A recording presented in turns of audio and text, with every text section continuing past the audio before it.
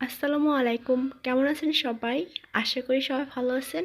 আজকে আপনাদের জন্য যে ভিডিওটা আনলাম, কী করে কলা মোচা দিয়ে সরিষা দিয়ে ভর্তা ভাজি করবেন। খুব দারুণ একটা রেসিপি, মিস করবেন না।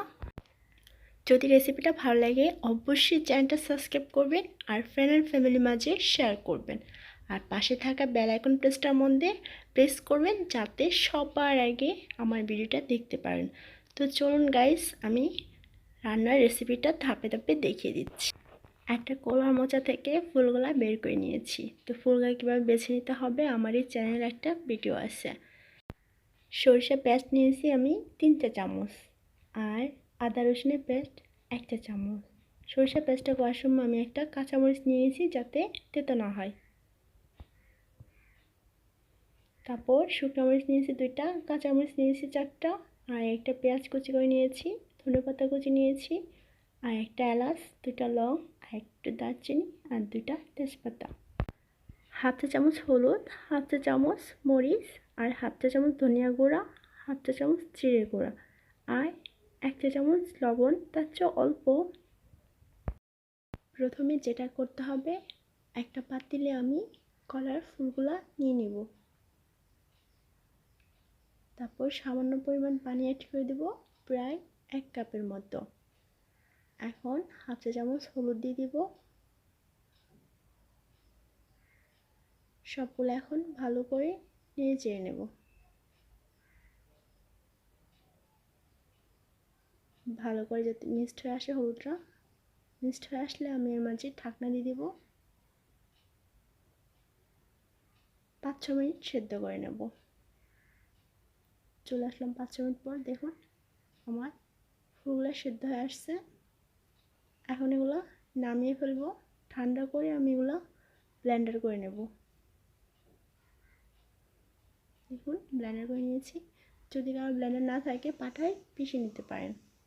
তো ব্লেন্ডার করলে খুব দ্রুত হবে, মিহিও হবে। এখন আমি একটা প্যানে পরিমাণ মতো তেল অ্যাড করে নেব।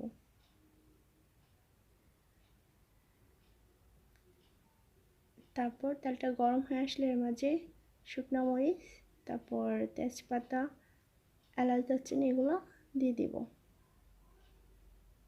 এগুলো হালকা একটু ভেজে নেব। ভাজা আসলে এর মাঝে পেঁয়াজ কুচিটা অ্যাড করে দেব। এগুলোকেও আমি একটু ভেজে নেব।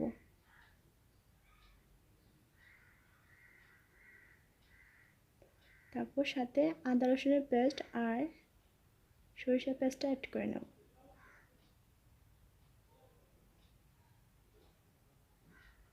ভালো করে ভেজে নেব যাতে কাঁচা ফ্লেভারটা চলে যায়।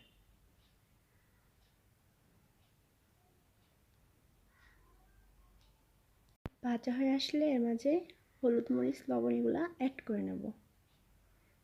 একটু নেড়ে চেড়ে নেব।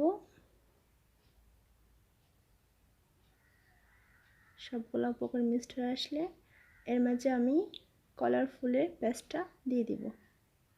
আমি এতে কোনো ঢাকনা দিব না, ঢাকনা ছেড়ে এটা রান্না করব। সাথে কাঁচামরিচগুলো অ্যাড করে নিলাম।